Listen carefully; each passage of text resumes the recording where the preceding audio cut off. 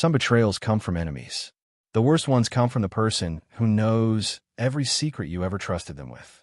She gave her best friend everything. She gave her a key to her house. She gave her a seat at her wedding. She held her hand through every hard season, dried every tear, answered every phone call at 2 in the morning without complaint. For 15 years, she called this woman her sister, not by blood, but by choice, which is the kind of sister that is supposed to mean more. And her best friend took everything in return.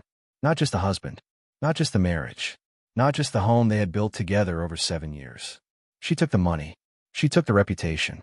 She stood in front of people who had known them both for years and told a story about who the wife really was.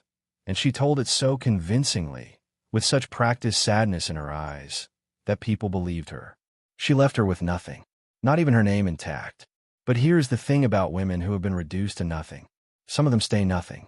And some of them, the ones who were built from something harder than circumstance, the ones who carry their mother's prayers in their chests like armor, some of them get up. And when they get up, they do not just recover. They rise to a place so high that the people who push them down have to look up just to see their shadow. This is the story of Zara Mensah, a woman who lost everything in a single week and spent the next 5 years building something that made the people who destroyed her wish they had chosen a different target. Sit back. This story is going to make you angry before it makes you proud.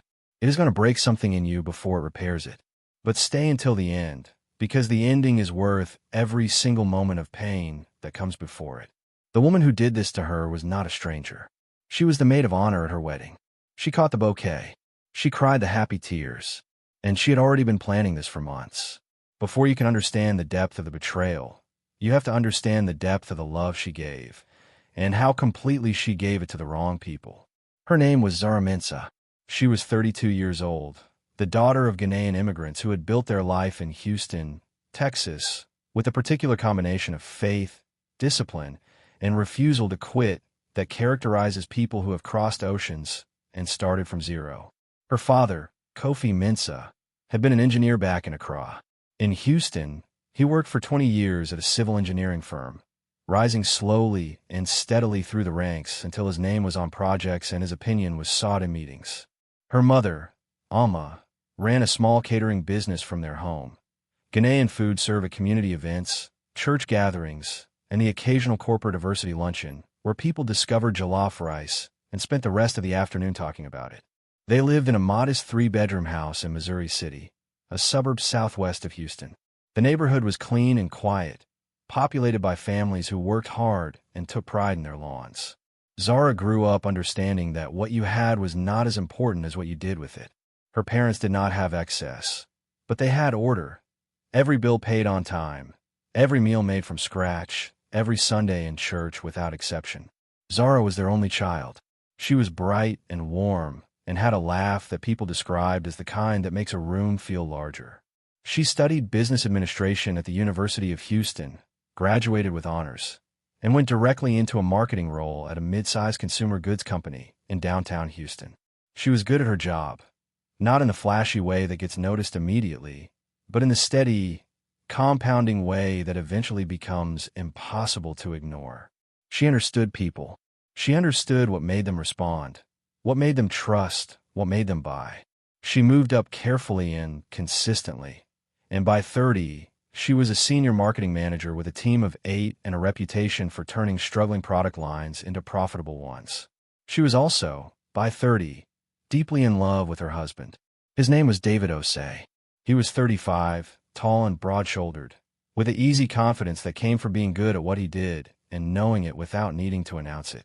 He was a financial analyst at a wealth management firm in Houston, sharp, disciplined, and generous in the specific way that men from good families sometimes are. He had grown up in Atlanta, the son of a doctor and a teacher, and he carried that upbringing in his posture and his manners and the way he held doors and remembered names. They had met at a mutual friend's dinner party 7 years before the events of this story. He had sat across from her and argued with her about marketing theory for 40 minutes. And at the end of the argument had asked for her number, and she had given it to him because anyone who could hold her attention for 40 minutes about something she already knew better than him was someone she wanted to know. They dated for a year. He proposed at her parents' house, with her father in the room, which she had not expected, and which undid her completely. They were married on a Saturday in October at a small venue in Houston, 200 guests, jollof rice at the reception because her mother insisted, and she was right. Their life together was not perfect. Nothing is. But it was good. Genuinely, substantively good. They bought a house in Pearland. They had date nights on Fridays. They argued about small things and resolved them without drawing blood. They talked about children with the specific carefulness of two people who want something badly and are afraid to want it too loudly. And through all of it, through the dating and the engagement and the wedding and the marriage, there was always Camille. Camille Foster. Zara's best friend since the age of 17. Her maid of honor. The woman she called first when anything happened, good or bad, before she even fully understood what had happened herself. Camille was beautiful in the way that makes people look twice and then look again. She was 31, Black American, with light brown skin and sharp features and natural hair that she wore in different styles with the ease of someone who has always known they are worth looking at. She was funny and warm and magnetic in social situations. The kind of woman who walks into a room and immediately changes its temperature. She worked as a real estate agent in Houston and was good at it, because being good at real estate requires exactly the skills Camille had in abundance. Reading people, building trust quickly, making everyone in a room feel like the most important person in it. Zara trusted her completely. Absolutely. Without reservation. This was the most expensive mistake of her life. What Camille had been doing behind Zara's back, and for how long she had been doing it, was something that, when Zara finally discovered it, would not just break her heart. It would take a sledgehammer to everything she thought she knew about love, friendship, and the people she had chosen to build her life around. Every betrayal has a beginning. The cruelest part is that it almost always starts before the betrayed person has any idea anything is wrong. The first sign, looking back, was so small that Zara had filed it away under nothing and moved on. It was a Tuesday evening, about 8 months before everything collapsed. Zara had come home from work early, a rare thing, a gift of a slow afternoon, and found David and Camille sitting at the kitchen table together. They were both on their phones. There were 2 coffee cups. The conversation stopped when she walked in, but not in the guilty way, in the normal way of people whose conversation about something has simply reached a natural end. "Hey, you're home early," David said, standing up to kiss her. "Hey, babe," Camille said, looking up from her phone with her easy smile. "I was in the neighborhood. Stopped by to drop off those photos from last weekend." There were photos on the table from a barbecue they had all attended the previous Saturday. Zara looked at them, commented on how good they all looked, made herself a coffee, and sat down and talked with both of them for an hour about nothing in particular. And then Camille left and David ordered pizza, and they watched television, and the evening was completely ordinary. Zara thought nothing of it, because there was nothing to think. That is how it works. In the months that followed, there were other small moments that she cataloged and dismissed the same way. David being vague about where he had been for 2 hours on a Saturday afternoon. A text notification she glimpsed on his phone with a name she recognized and a tone she did not examine. Camille being slightly overwarm about David in conversation in a way that at the time felt like the enthusiasm of a good friend being supportive of a good marriage. None of these things were enough. Not individually. Not assembled together in the way Zara assembled them, which was with the generous charitable interpretation that you apply to the people you love most and trust completely. Her mother, Alma, said something once, just once carefully, in the way she said important things, over the phone one evening about 6 months before the collapse. "How are things with you and David?" she asked, in a tone that was slightly different from the usual question. "Good," Zara said. "Why?" A pause. "Just asking," Alma said. Then, "And with Camille?" "Fine. Good." "Why are you asking about Camille?" "No reason," Alma said. "Just making sure you are paying attention to the things around you, my daughter. Sometimes we are so busy trusting that we forget to look." Zara heard this and stored alongside the other small things and went back to trusting completely. She would give a great deal later to have listened more carefully to her mother that evening. The collapse came on a Thursday in March, 6 months after that phone call. Zara came home from work at the normal time, carrying groceries, already thinking about what she was going to cook. The house was quiet in the specific way that houses are quiet when they have recently been occupied and are not anymore, a quality to the air, a stillness that has traces of movement in it. She put down the groceries. She called David's name. No answer. She walked through the house and found it empty. And then she found the letter. It was on the kitchen counter, folded once, her name written on the outside in David's handwriting. She recognized the handwriting the way you recognize the face of someone you love, completely, immediately, without having to think about it. She opened it. She read it. She read it again. She stood at the kitchen counter for a very long time, without moving. Then she called Camille. The phone rang 4 times. Then it went to voicemail. Camille's voice, warm and familiar and recorded. "Hey, you've reached Camille. Leave me a message." Zara called again. Voicemail again. She called David. His phone was off. She stood in her kitchen with the letter in her hand and began to understand, with the slow, terrible clarity of someone whose mind is protecting them from processing too much at once, that the 2 people she loved most outside of her parents had been lying to her for a very long time. What the letter said, and what Zara discovered in the days that followed about exactly how long this had been happening and exactly how deeply she had been betrayed, was something that would have destroyed a lesser woman completely. It nearly destroyed her anyway. She thought the affair was the worst of it. She was wrong. The affair was just the beginning. The letter was 2 pages long. David had written it by hand, a choice that she would think about for months afterward. The deliberateness of pen and paper, the time it took, the fact that he had sat at this kitchen counter in their house and physically formed every word while she was at work, trusting him completely. He said he was sorry. He said it multiple times. He said it in different ways, each one slightly less convincing than the last. The apology of someone who needs to believe they are a good person more than they need to actually be one. He said that what had happened with Camille was not planned, that it had started slowly and gotten away from him before he understood what it was, that he had tried to stop it, that he had failed to stop it, that he had fallen in love. He used those words, fell in love, as if it were something that happened to him rather than something he chose every day for months. He said he knew this was going to hurt her. He said he was sorry for that. He said he was leaving. He said the house, their house, the house in Pearland that they had bought together and painted together and argued about curtains in together, would be taken care of. His attorney would be in contact. He hoped they could handle everything without it becoming difficult. He hoped. Zara put the letter down on the counter and called her mother. Mama answered on the second ring. Zara said 3 words. "He left, Mama," and then she could not speak anymore. Her mother said, "I am coming," and hung up.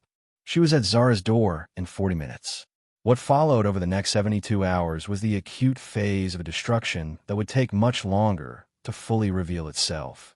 David was, as he had promised in the letter, in contact through an attorney quickly. Too quickly. Within a week, which meant the attorney had been retained before the letter was written, which meant this had been planned, which meant the spontaneous falling in love story was not the full version of events. The attorney proposed terms for the house. Zara's own attorney, a woman named Patricia Kruma, who wore reading glasses on a chain and had the calm, deliberate energy of someone who has seen everything and been surprised by nothing in 15 years, reviewed the terms and told Zara they were structured to resolve quickly and quietly. "He wants this to be fast," Patricia said, "which means he wants you to feel rushed. Don't be rushed." Zara was not rushed, but she was also, in those first weeks, not fully functional. She went to work because work was the only place where her brain had to operate on problems that were not about David and Camille. She came home to a house that felt like a museum of a life that had been canceled. She did not eat properly for 3 weeks. She did not sleep properly for longer than that. And then the other thing started. The money was the second discovery. Zara had a joint account with David, a household account that both of them contributed to every month for bills, savings, and share expenses. In the weeks after he left, going through finances with Patricia, Zara discovered that in the 8 months preceding the letter, withdrawals had been made from the joint account with regularity. Small enough, individually, not to trigger immediate alarm. Significant enough, in aggregate, to constitute a planned systematic removal of funds. When added together, the amount taken from the joint account over those 8 months was $43,000. $43,000 that had been in their shared account, contributed to by both of them, removed quietly over 8 months while she was at work trusting him. Patricia filed the appropriate motions. The legal process ground forward with its characteristic slowness. But the $43,000 was gone, and getting it back would take time and cost money and energy that Zara did not have in surplus. The third discovery was Camille. She had not returned Zara's calls. Not the calls from the night of the letter, not the calls in the days following. For 2 weeks, she was simply silent. The silence of someone who has made a choice and is waiting for the dust to settle before emerging. Then, 3 weeks after David's letter, Zara received a call from a colleague at work. A woman named Denise who liked Zara and had known her for 3 years and was calling, her voice careful and uncomfortable, to tell her something she had heard. Camille had been talking, not to Zara, to their mutual network, the overlapping circle of friends, colleagues, and acquaintances that forms around a couple over 7 years of marriage and shared social life. Camille had been telling a story. The story was about Zara, about why the marriage had failed. The version of events that Camille was telling painted David as a man who had been unhappy for years, neglected, emotionally unfed, working hard while his wife was focused on her career to the exclusion of everything else. Camille positioned herself not as the cause of the marriage's failure, but as the result of an already broken thing. The woman who had simply been there when David finally reached the end of his patience. She told this story with sympathy, with what appeared to be genuine reluctance, with the careful sadness of someone who wishes things had been different, but cannot change what happened. She told it to people who had attended Zara's wedding, to people who had eaten at Zara's table, to people who had called Zara their friend for years. And some of them believed her. Not all, not most, but enough. Enough for Zara to arrive at a work event 3 weeks after the letter and feel the specific temperature change that happens in a room when people know something about you that you have not yet had the chance to tell your own version of. Enough for 2 people who had been friends to be slightly too polite, slightly too careful, in a way that meant something had been said that they were not going to repeat, but had already processed. Enough for one woman. A woman named Lisa who had always been more Camille's friend than Zara's, but had been part of their wider circle for years, to look at Zara with something that was a fraction away from pity. Pity from someone who has heard a story about you that is not true and has chosen to believe it anyway. The fourth thing Zara discovered was the timing. Going back through phone records, which Patricia requested as part of the legal proceedings, the calls and texts between David and Camille went back not 8 months, not a year, but 19 months. 19 months before the letter. 19 months during which Camille had sat at Zara's table, held Zara's hand, called Zara her best friend, cried at what she called the injustice of bad things happening to good people, and planned her destruction every single day. Zara sat with this information for a long time. Then she stood up, squared her shoulders, and began. She had lost her husband, her home, $43,000, her reputation, and the person she had called her best friend for 15 years. What she had not lost, what they had not been able to take no matter how carefully they planned, was herself, and she was about to find out exactly what that was worth. Rock bottom is not a place. It is a moment when you realize that the life you are living is gone and the life you're going to live has not started yet. The space between those two things is the most dangerous place a person can be. The house in Pearland was sold during the legal proceedings. Patricia negotiated a settlement that recovered a portion of the withdrawn funds. Not all $43,000, but enough to matter. After the legal fees and the costs of moving and the settlement terms, Zara was left with enough to rent a 1-bedroom apartment in a complex in Southwest Houston and rebuild from there. The apartment was clean and quiet and completely foreign to her. She had lived in houses since childhood. She had never lived alone. She sat in the apartment the first night, surrounded by moving boxes, and ate cereal from a paper bowl because the real bowls were still packed, and she did not have the energy to find them. She called her mother. "Tell me something true," she said. Alma was quiet for a moment. Then she said, "You are still here. That is the truest thing there is right now." Zara looked at the boxes around her. "I don't know what to do with that." "You don't have to know tonight," Alma said. "Tonight you just have to be here. Tomorrow you can begin." She went to work every day. She sat in meetings and gave opinions and managed her team and made decisions and presented to senior leadership with the same competence she had always brought. Nobody at work knew the full scope of what had happened. They knew there was a divorce, the way colleagues know things without being told directly. But the professional Zara and the private Zara had always been separated by a deliberate internal wall, and that wall held. But outside of work, the ground was unsteady. The mutual friends sorted themselves, some staying firmly on her side, some quietly migrating toward David and Camille, some trying to navigate both and succeeding at neither. The ones who migrated she released without drama. She did not have the energy for the performance of holding on to people who had chosen to go. The ones who stayed were few but solid. Her colleague Denise, who had called to warn her about Camille's story, became a real friend in the way that crises create real friends, by removing everything unnecessary. A woman named Grace from her church who had known her parents for years, and whose practical love manifested as showing up with food and asking direct questions without flinching.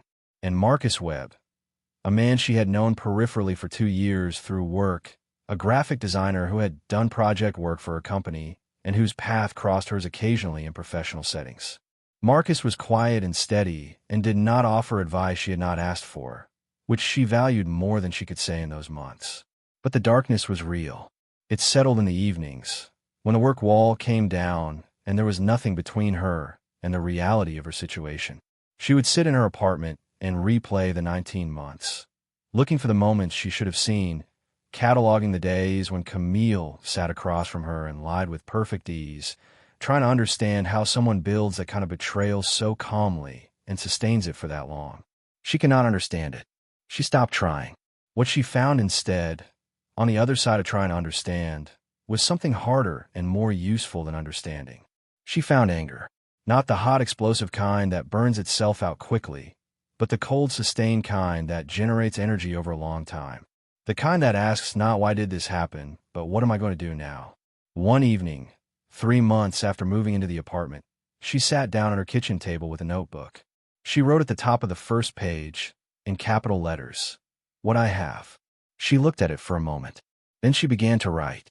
She wrote, 8 years of marketing experience, a team that respects me, a reputation at my company that is clean, a brain that works, parents who are still here, a few real friends, 40% of what was taken back, my health, my name, my actual name, the one I was born with, the one that was never his to take. She wrote for an hour. By the end of the page, she had written more than she expected to. Then she turned the page and wrote at the top, "What I'm going to build." And she began to write that too. She did not know, sitting at that kitchen table in her 1-bedroom apartment in Southwest Houston with a bowl of cereal and a notebook, that what she was about to build would one day sit directly above the career of the man who had left her and the woman who had taken him. She did not know, but she was about to find out.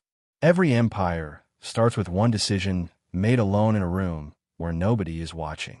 The idea had been in the back of her mind for years, not fully formed, more like a shadow of a shape, something she walked past in her thoughts occasionally without stopping to look directly at it.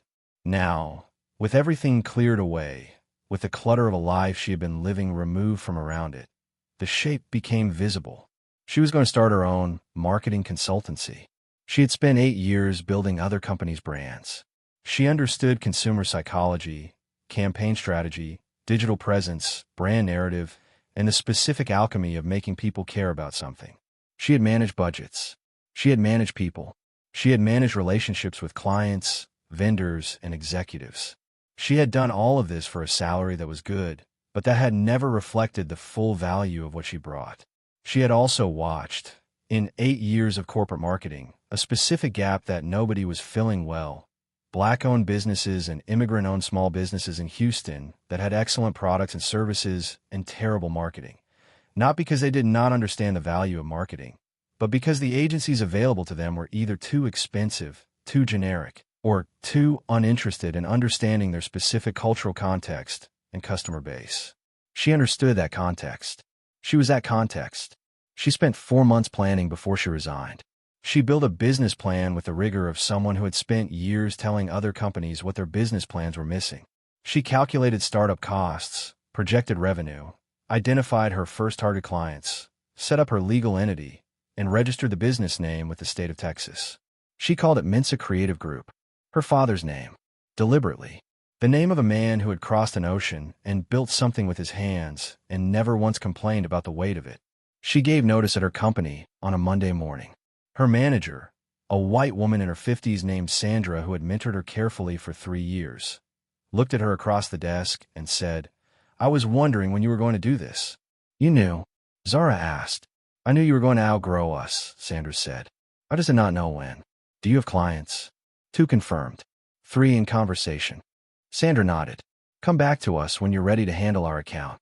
Zara smiled for the first time in what felt like a long time. Give me 18 months. The first year was the kind of difficult that only people who have started businesses from nothing fully understand. There were weeks when the work was consuming and exhilarating, and she fell into bed at midnight feeling like everything was possible. There were other weeks when a client delayed payment, and a vendor sent the wrong materials, and a prospect she had been cultivating for 2 months chose a different agency, and she sat at her desk at 10 at night in her apartment wondering if she had made a catastrophic mistake. She had not made a mistake, but she had to keep choosing not to have made one, which is a different kind of work from anything she had done before. Marcus appeared in this period more consistently than she had expected. He had heard through the professional network that she had launched her own consultancy and had reached out, first with a congratulations, then with a question about whether she needed a graphic designer for a project, then with the offer to collaborate on a pitch to a potential client they both knew. She said yes to all 3 because his work was excellent and his presence was uncomplicated, and in a season where very little was uncomplicated, she valued that. He was not pushing anything. He was not performing. He showed up, did the work, asked smart questions, and went home. That was all. But Zara noticed it. In a specific way that you notice something consistent in a season of inconsistency. Not with drama, just with a quiet registration that something is reliable. She noticed, and she filed it away, and she kept working. By the end of the first year, Mensa Creative Group had 7 clients, 2 full-time employees beyond herself, and revenue that, while not yet what she had made in her corporate salary, was growing at a rate that meant it would surpass that number before the end of year 2. She sat at her desk on the last day of the year and looked at the numbers. Then she looked at what she had written in her notebook in her apartment with the moving boxes and the cereal bowl. She had written, "What I'm going to build." She had begun, but what she did not know yet, what she could not have known from the vantage point of year 1, was that the industry she was entering and the specific niche she was building toward was going to place her on a direct collision course with David and Camille's world. Not because she planned it, because the world is smaller than betrayers ever account for. While Zara was building, the people who destroyed her were living comfortably in what they had taken. Comfort, it turns out, has a very specific shelf life. David Osei and Camille Foster moved in together 3 months after he left Zara. They moved into a house in Sugar Land, a suburb southwest of Houston, not far from where David and Zara had lived in Pearland, which Zara found out through mutual channels and chose not to think about too carefully. From the outside, from the surface, everything looked fine. David continued at his wealth management firm. Camille continued selling real estate. They appeared at social events together. They posted photographs occasionally. They had the specific air of a couple who is performing normalcy with slight overemphasis, the way people do when they are aware that their normalcy is contested. What the surface did not show was what was developing underneath. David, Zara would learn later, through the slow accumulation of information that comes to people who are paying quiet attention, had changed after the move to Sugar Land. The ease and confidence that had characterized him when Zara knew him, the natural authority of a man comfortable in his own skin, had developed a new quality, a slight defensiveness, a need to justify choices he had not previously needed to justify. He had gotten what he wanted and discovered that getting what you want by taking it from someone else leaves a specific residue that does not wash off. Camille, for her part, had won. She had wanted David, or she had wanted what David represented, which may not be the same thing, and she had engineered her acquisition of him with considerable skill and no ethical interference. She had won. But winning a person by stealing them from someone else tells you a great deal about what your relationship is built on.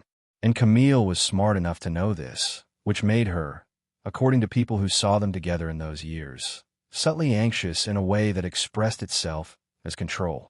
She became particular about David's schedule, about his friendships, about who he spent time with and in what context. She had, after all, watched him be persuaded away from one woman. She understood the mechanism. None of this was Zara's concern.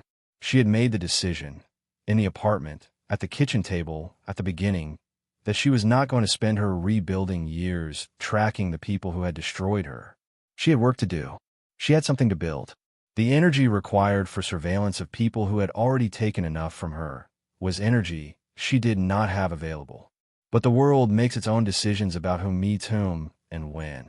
What was happening inside David and Camille's house in Sugarland, and what was simultaneously happening inside Mensa Creative Group's office in Southwest Houston, was moving both couples toward an intersection that none of them could have predicted.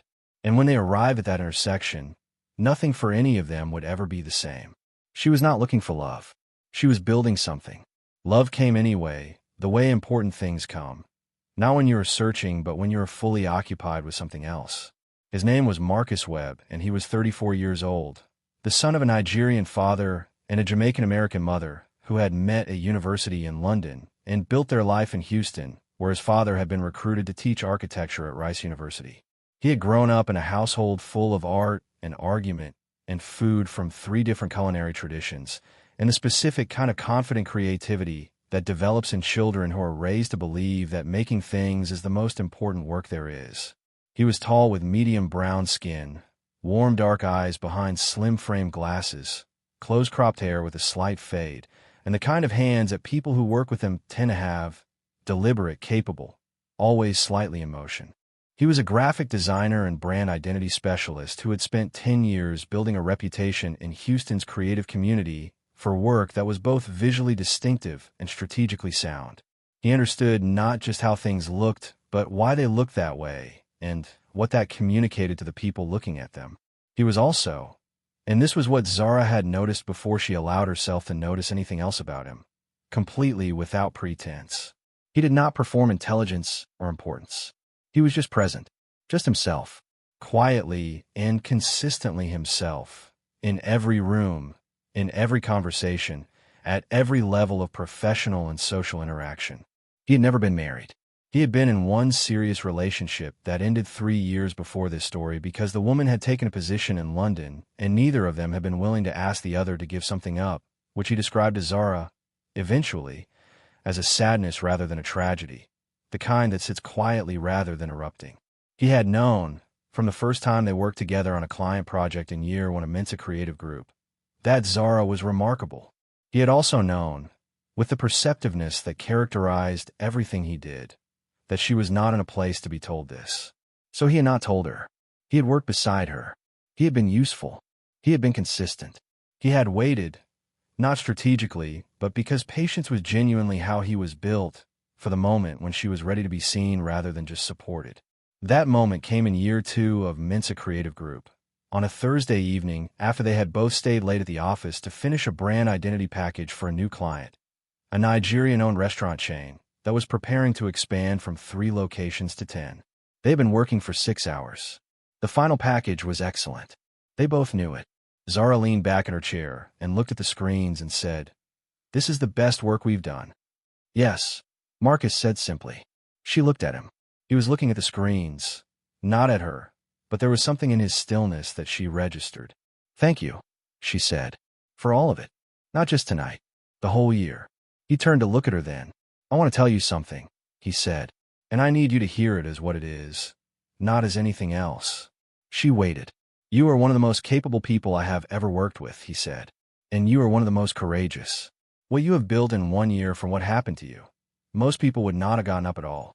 You built something." He paused. "I just wanted you to know that someone sees it." Zara looked at him for a long moment. "Okay," she said quietly. "Okay," he said, and turned back to the screens. They did not address what was between them for another 3 months. When they did, it was with the same directness that characterized everything else in their professional relationship. She asked him to dinner.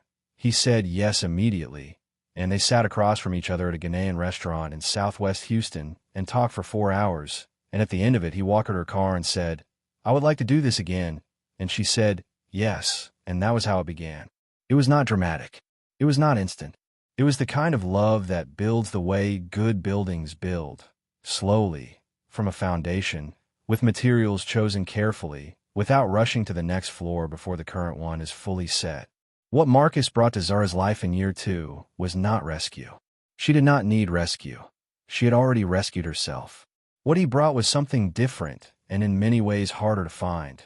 The experience of being known by someone who chose you after seeing you clearly, without the softening filter of early infatuation, without the rose-colored glass of the beginning.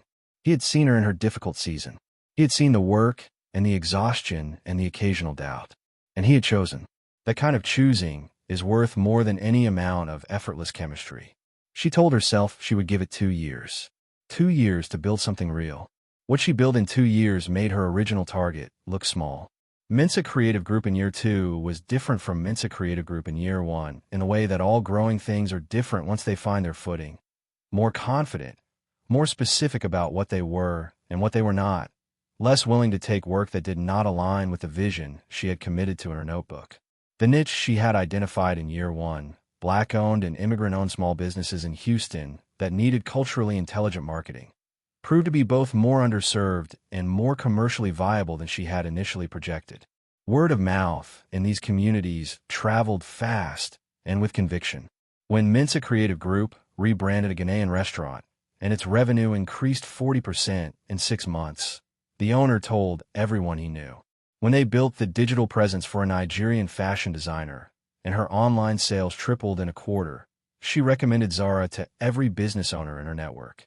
By the end of year 2, Mensa Creative Group had 18 clients, 5 full-time employees, and revenue that had surpassed Zara's corporate salary by a significant margin.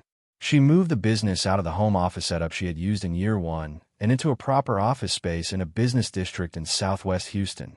3 rooms, a small conference space, a reception area with her company name on a metal placard by the door. She stood in the reception area on the first day in the new office and looked at the placard. Mensa Creative Group, her father's name, on a building. In Houston, Texas. She called Kofi Mensa and told him. He was quiet for a moment on the phone, and then he said, in Shwi, something that roughly translates as, "Your grandmother is smiling." He was not a man who cried, but his voice in that moment had a quality she had never heard in it before. Marcus designed the brand identity for the new office, the visual language that went on every surface, every document, every presentation. He did it as a gift, refusing payment for hours she had not asked him to track. When she protested, he said, "I'm not doing this for payment. I'm doing this because what you are building deserves to look like what it is." She let him. She was learning, slowly, to let people give her things. The business continued to grow. Year 3 brought a development she had not planned for. A larger corporate client. A mid-sized Houston company that specialized in diversity and inclusion consulting and needed a marketing partner who understood the communities they were serving. This client came with a larger budget, a longer contract, and a level of visibility that put Mensa Creative Group on a different tier of the Houston marketing landscape.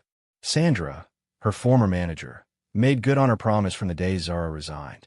She brought the corporate account to Mensa Creative Group in year 3, and with it came introductions to 3 other companies in her professional network. Sandra's referrals were the bridge between the community-focused work of the first 2 years and the larger corporate landscape of year 3 and beyond.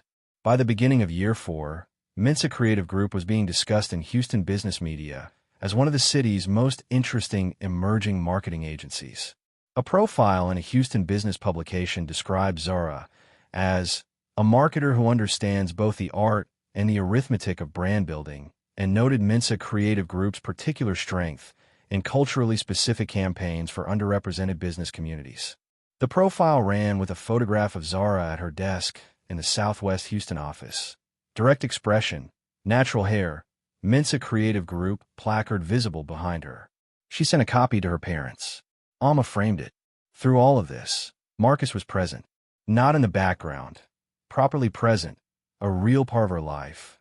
Someone she came home to and built with and argued with about small things, and resolved those arguments with the particular ease of 2 people who had chosen each other with open eyes and keep choosing.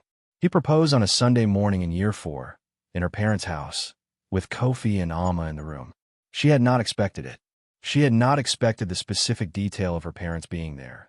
Had not known he had called Kofi 3 weeks earlier and asked him formally, in the Ghanaian way, for permission that Kofi gave with a handshake and a long look and the words, "Take care of my daughter," or "Answer to me." She said yes immediately, and then cried for 10 minutes straight while her mother patted her back and her father pretended to be interested in something on his phone. She was building a life that was real and earned and hers. And she had no idea that the life she was building was about to intersect, at full speed, with the people who would try to make sure she had no life to build. The world is smaller than the people who wrong you ever account for. They count on you staying small. They never plan for you to grow. It began with a contract. In year 4 of Mensa Creative Group, Zara was approached by a company called Pinnacle Wealth Partners, a wealth management and financial services firm based in Houston that had been growing rapidly and needed a complete marketing overhaul. Rebranding, digital strategy, campaign development, client communications, a comprehensive engagement that would represent the largest contract Mensa Creative Group had pursued to date. The initial meeting was with Pinnacle's chief marketing officer, a woman named Diane Chambers, who was direct and knowledgeable and made clear within 20 minutes that she had done her homework on Mensa Creative Group and was impressed by what she had found. They talked for 2 hours. At the end of the meeting, Diane said, "I'm going to recommend to our leadership team that we move forward with you. The next step is a presentation to our executive committee." Zara prepared the presentation with her full team. It was, objectively, excellent. 3 weeks of preparation, 10 slides, complete strategic vision for Pinnacle's brand transformation. She walked into the Pinnacle Wealth Partners boardroom on a Thursday morning in a dark navy suit, feeling ready. The executive committee was seated around a long conference table when she entered. Diane Chambers at one end, the CEO, a man named Robert Adeyemi, at the head, 2 other executives on either side, and David Osei, seated third from the right, Senior Vice President of Client Relations and Business Development, Pinnacle Wealth Partners. He saw her at the same moment she saw him. The room temperature changed in a way that only the 2 of them felt. Zara did not stop walking. She reached the presentation position at the front of the room, set down her materials, looked at the executive committee, including David, directly, without flinching, for exactly as long as she looked at anyone else, and said, "Good morning. Thank you for your time. My name is Zara Mensa, and I'm going to show you how Mensa Creative Group is going to transform how Houston knows Pinnacle Wealth Partners." She gave the presentation, all 45 minutes of it, with the same precision and warmth and strategic intelligence that had built her business from a notebook at a kitchen table to the largest contract she had ever pursued. She did not look at David more than she looked at anyone else. She did not look at him less. She was a professional in a room doing professional work, and she owed him nothing. Not her discomfort, not her acknowledgement of the history between them, not one single degree of diminishment of what she had come to do. When she finished, Robert Adeyemi leaned back in his chair and said, "Impressive, really impressive." He looked at the committee. Questions. Several were asked. Zara answered each one precisely. David Osei asked no questions. He sat with his hands folded on the table and his face arranged in a careful neutral expression and said nothing.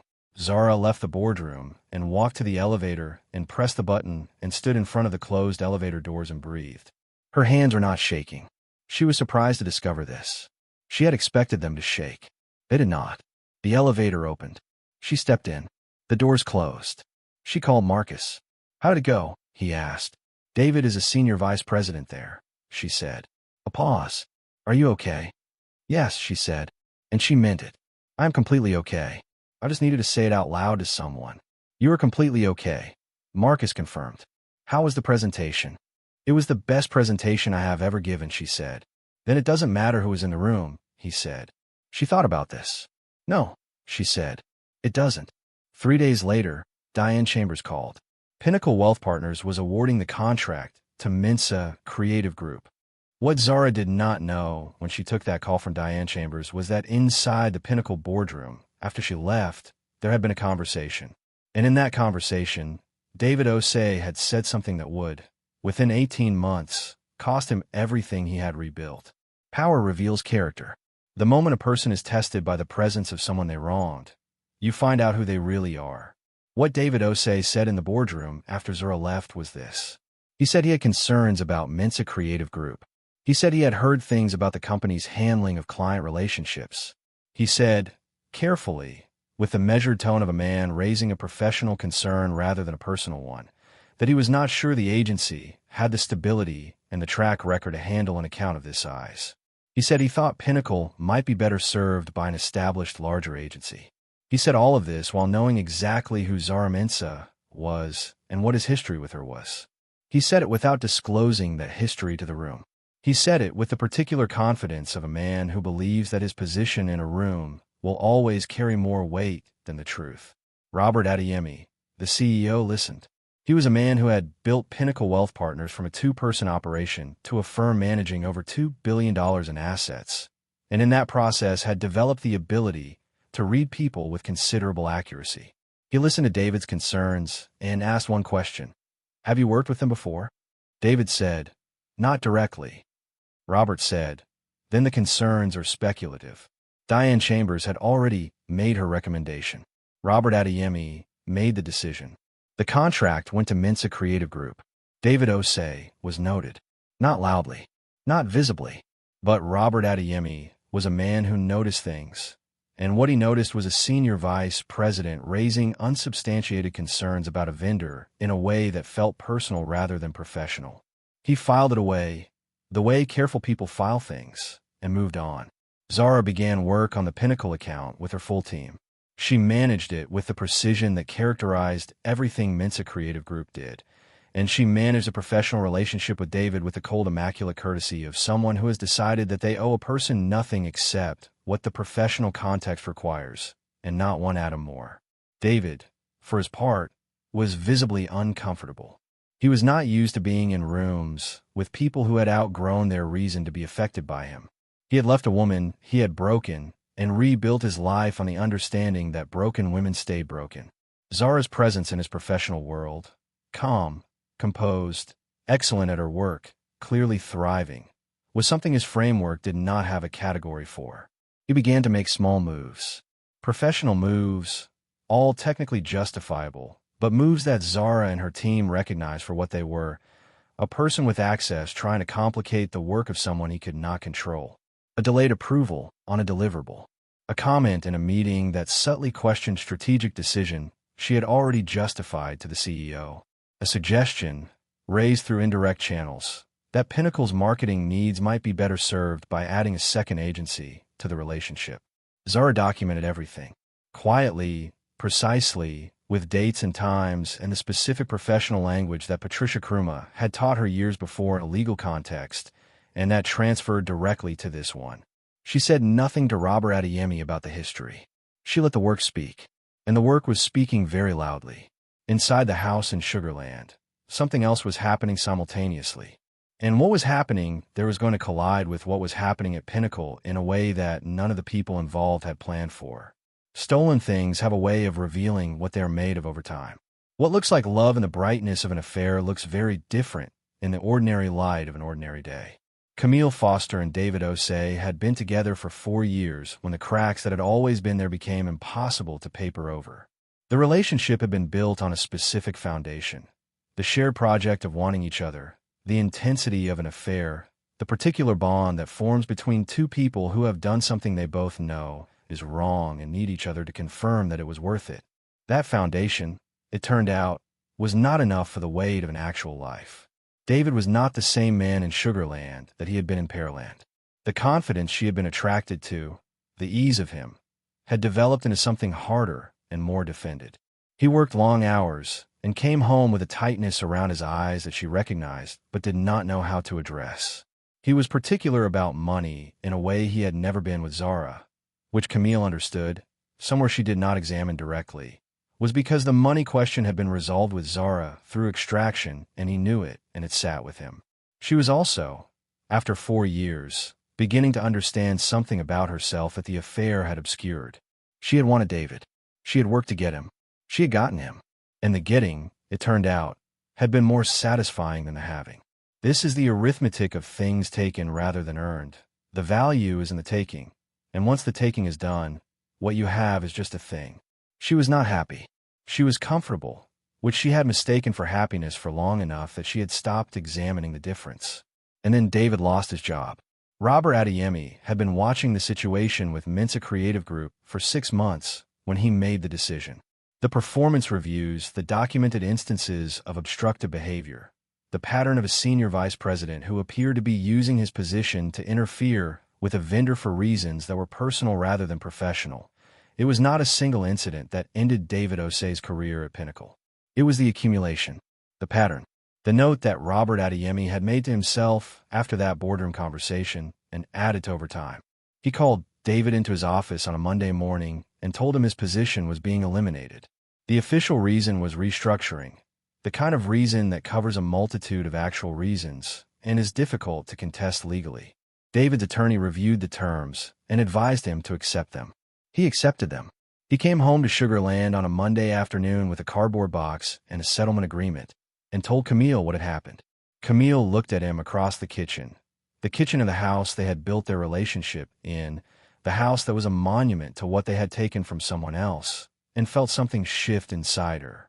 Not sympathy, something colder and more revealing. She felt the specific chill of a person who has bet on a horse that has just stopped running. She did not say this. She said, "I'm sorry. We'll figure it out." But they both knew, from that moment, that the figure it out was going to be harder than either of them could comfortably look at. In a Southwest Houston office with Mensa Creative Group's name on the door, Zara Mensa was sitting at her desk reviewing the Pinnacle account when her phone rang. The news about David's departure from Pinnacle was delivered to her by Diane Chambers, professionally, as a matter of business continuity. Zara listened, acknowledged the information, confirmed that the Mensa Creative Group engagement would continue unchanged, and ended the call. Then she sat quietly at her desk for a moment. She did not feel triumphant. She felt something quieter than that, something that had no dramatic name, just a sense of a balance being corrected by forces she had not needed to set in motion. She was not building toward revenge. She was building toward herself. The fact that the two things occupied the same destination was not her plan. It was simply the truth catching up. In year 5 of Mensa Creative Group, two things happened that Zara had not planned for, but had, in some deep structural way, built toward without knowing it. The first was an acquisition offer. A national marketing and communications company called Meridian Group, headquartered in New York with regional offices in 8 cities, had been watching the Houston market and specifically watching Mensa Creative Group for 18 months. They were interested in the culturally specific marketing niche that Mensa Creative had built. They were interested in the client roster, and they were interested in Zara. They made an approach through an investment banker in late year 5. Would Mensa Creative Group consider an acquisition? Zara sat with the offer for 3 weeks. She talked to Marcus, who asked the right questions and no wrong ones. She talked to her father Kofi, who said, "The question is not whether they want to buy what you build. The question is what you want to happen to what you build." She talked to Patricia Kruma, who reviewed the preliminary terms with her reading glasses on a chain and the calm of someone who has seen every version of a good and bad deal. The terms were negotiated over 2 months. What emerged was not a simple acquisition, but a partnership structure. Mensa Creative Group would become the Houston division of Meridian Group, retaining its name and its cultural identity and its community focus, with Zara as managing director of the Houston division and a seat on Meridian's national leadership team. The financial terms made Zara Mensa, at 37 years old, the kind of financially secure that her parents had worked 30 years to approach and that she had built in 5. She signed the agreement on a Thursday afternoon. Marcus brought champagne to the office. Her team, 11 people now, every one of whom she had hired and developed and built alongside, gathered in the conference room. Her parents came. Her father shook hands with every member of her team and called each of them by name. Her mother cried and denied crying. The second thing that happened in year 5 was the Meridian Group announcement. As part of the national leadership team, Zara's responsibilities extended beyond Houston. She sat in strategic meetings with Meridian's regional leadership. She contributed to national campaign strategy. She presented at Meridian's annual client conference in New York, standing at a podium in front of 400 marketing executives and clients from across the country, telling the story of what culturally intelligent marketing could accomplish and backing every claim with the numbers that Mensa Creative Group had produced over 5 years. The Houston business media covered the Meridian acquisition. The national marketing trade press covered her conference presentation. Her name and her story appeared in 3 national publications over the course of that year.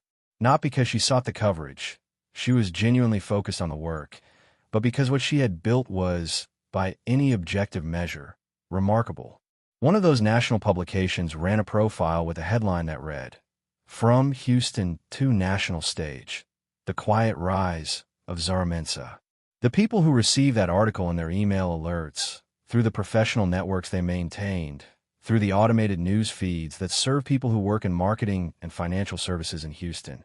The people who received it included, among several hundred others, David Osei, who is now 6 months into a new position at a smaller financial firm at a significantly reduced level, and Camille Foster, who was selling real estate in a market that had cooled and who read the headline 3 times before putting her phone face down on the counter of the house in Sugar Land.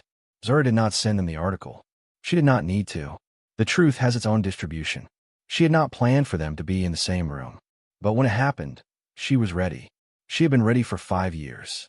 The Houston Business Excellence Awards were an annual event in the Houston business community, a gala dinner at a downtown hotel, 500 attendees, industry recognition in 15 categories. Mensah Creative Group, in its 5th year, was nominated in 2 categories: Best Marketing Campaign and Emerging Agency of the Year. Zara attended with Marcus.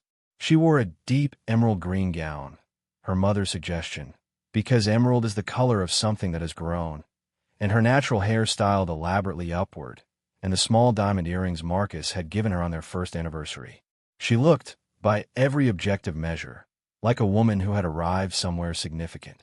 The venue was the kind of Houston ballroom that holds 500 people in formal dress and makes everyone feel simultaneously important and anonymous.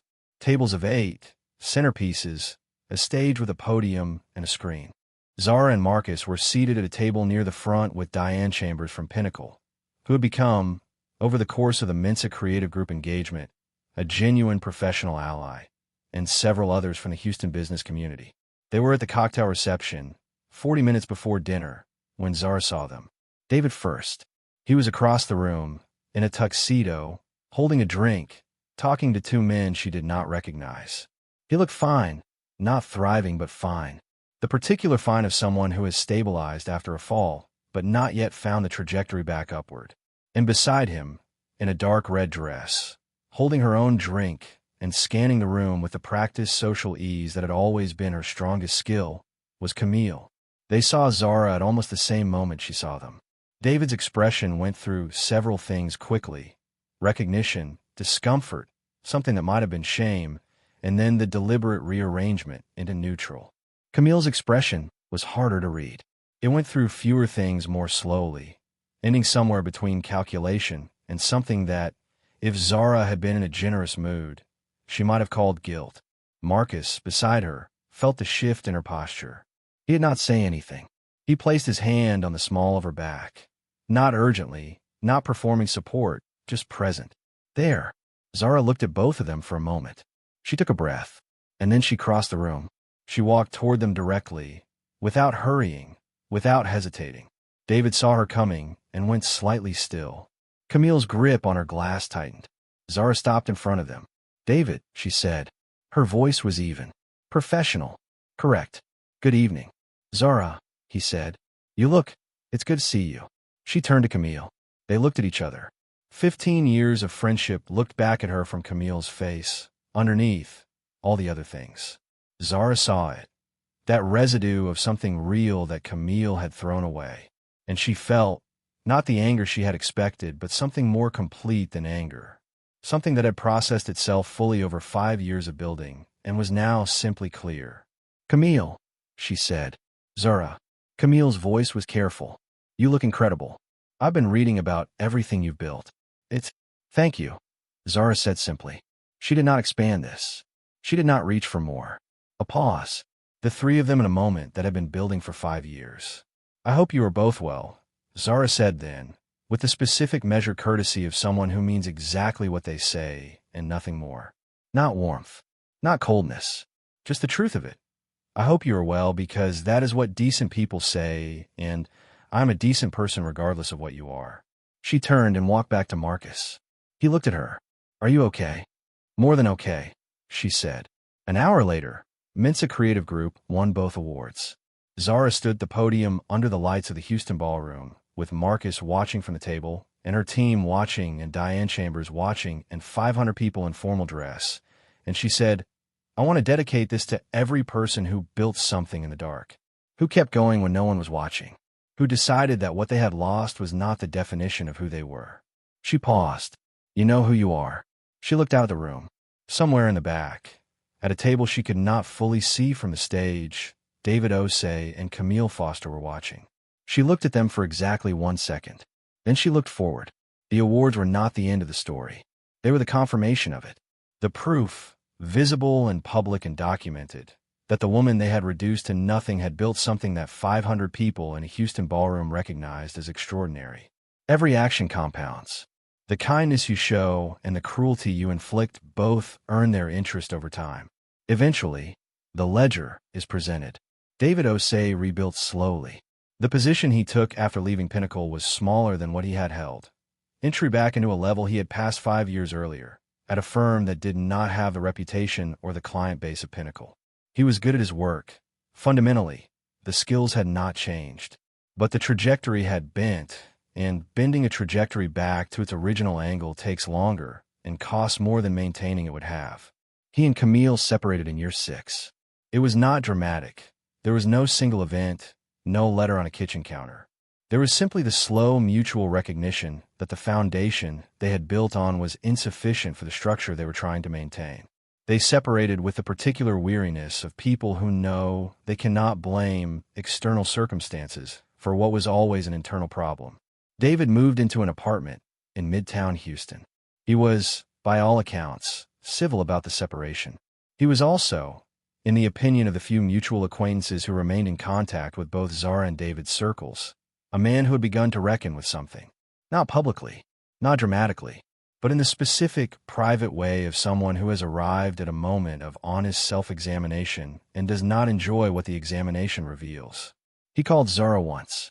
She was in a meeting in New York when the call came in, a national strategy session with Meridian's leadership team.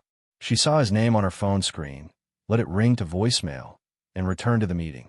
She listened to the voicemail later that evening in her hotel room. He said he was sorry. He said it simply, without extensive explanation, which was the most honest version of an apology he had ever offered her.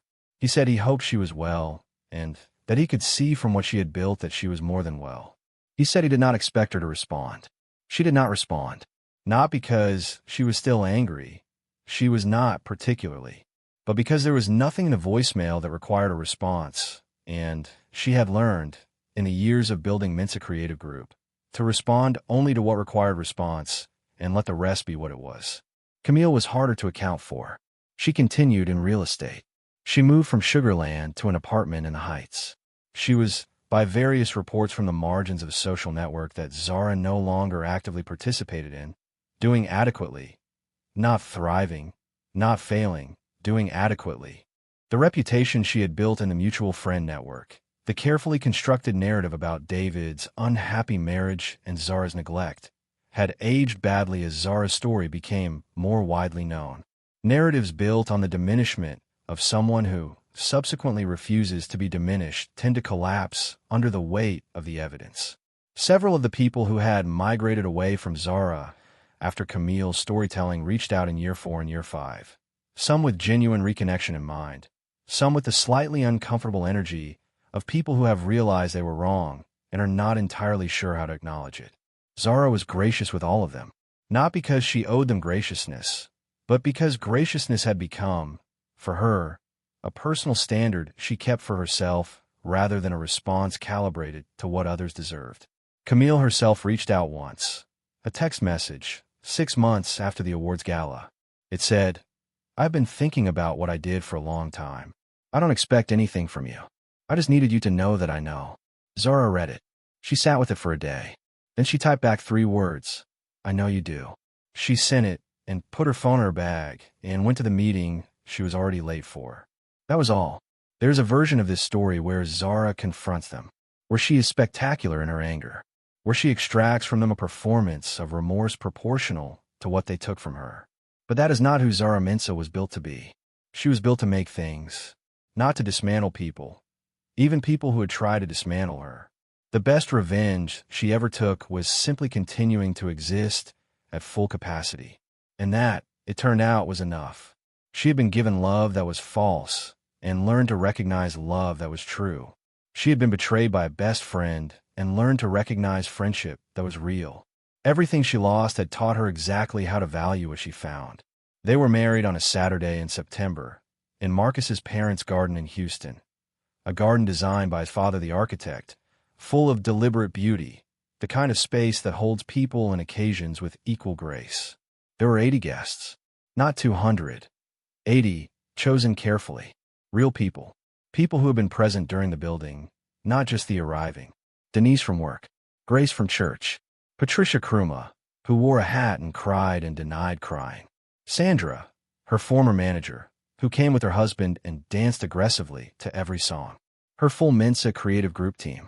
Marcus's family, large and warm, and immediately adopting Zara with the confident generosity of people who recognize a good thing. Kofi Mensa walked her down the grass aisle between the rows of chairs. He held her arm with both hands, the way he had when she was small, and they crossed busy streets together. And when they reached Marcus, he shook Marcus's hand with both of his and looked at him for a long moment, and then nodded once, the nod of a man who has assessed something thoroughly and found it sufficient. Alma Mensa, in the front row, cried from the moment the music started. She did not deny this. She had brought extra tissues specifically in anticipation of herself. Zara and Marcus said their vows without the standard script. They had written their own, which caused everyone to cry, including people who had promised themselves they would not. Marcus told her that he had watched her build something extraordinary from the wreckage of what was done to her, and that what he admired most was not the business or the awards or the profile in the national press, but the specific decision she had made every single morning to be excellent rather than bitter. He said, "You chose to build rather than to burn. I want to spend my life building beside you." Zara told him that she had learned, in the years before she found him, to distinguish between people who show up and people who perform showing up. She told him he was the first person in her adult life, outside of her parents, who had consistently shown up without performance, without agenda, without needing anything from her that she had not freely chosen to give. She said, "That is the rarest thing, and I know it because I know what the alternative looks like." The garden was quiet when she finished. Then her father started clapping, and everyone followed.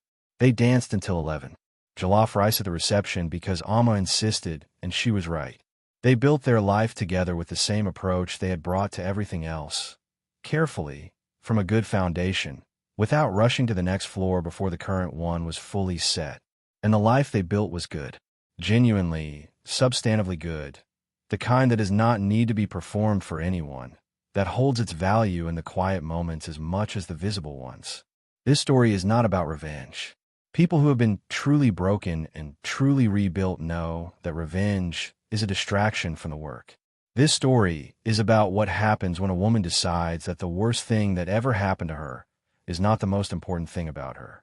Zara Mensa lost her marriage, her home, $43,000, her reputation, and the person she had called her best friend for 15 years, all in 1 week, to two people she had trusted with everything she had. She was 32 years old.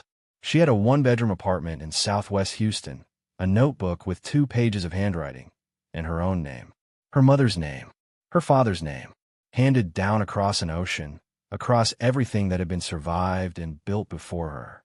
She sat at a kitchen table with a bowl of cereal and began. 5 years later, Mensa Creative Group was a name in the national marketing press. The woman who had been told, through the actions of 2 people she loved, that she was not enough, that she could be disposed of, that her reputation could be overwritten, that her life could be dismantled and rebuilt around her absence.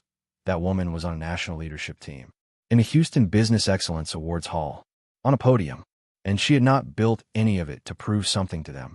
That is the thing that is hardest to understand from the outside. Zara Mensa did not build Mensa Creative Group as a response to what David and Camille did.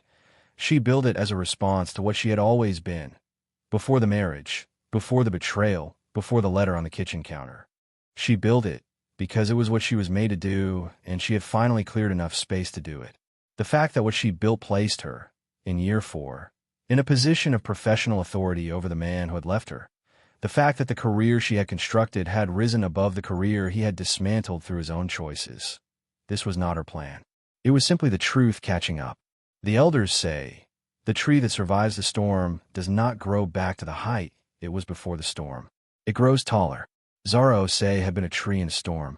She grew taller. To every woman watching this who has lost something to someone they trusted, your loss is real. Your pain is real. The betrayal was real. And none of it, is the final word on who you are or what you are capable of. The final word belongs to you. It is written in what you do next, not in the darkness. In what you build in the darkness, when nobody is watching, one page of a notebook at a time. Dear viewers, I want you to sit with something before you go. Zara Mensah did not get justice by going after the people who wronged her. She got it by going after her own potential with everything she had, and letting the truth of what she built speak louder than anything they ever said about her. Now I want to ask you two things, and I genuinely want to read your answers below. If you were Zara, if the two people you trusted most in the world had done what they did to her, what would the first thing be that you built? What would you put your energy into the morning after the worst night of your life? And for anyone watching who has a Camille in their life, someone who smiles at your face and plans against you in the dark, what would you say to them right now, if you could say anything? Leave your answers in the comments. Every single one is read. Every single one matters to this community. If this story moves something in you, if it said something you've been feeling but could not find words for, please share it. Share it with someone who is in the middle of their storm right now. Share it with someone who is trying to rebuild. Share it with someone who has been told by someone else's actions that they are not enough. Because they are enough. They have always been enough. And sometimes all a person needs to remember that is to watch someone else refuse to let the worst thing that happened to them be the last thing. Subscribe to this channel and turn on your notification bell. There are more stories coming. Stories about people who were reduced to nothing and refused to stay there. Stories about truth that outlast the lies told about it. Stories that remind you that the most powerful thing any person can do, more powerful than revenge, more powerful than confrontation, more powerful than anything, is to become fully and completely who they were always supposed to be. Thank you for watching. Thank you for being here. I will see you in the next story.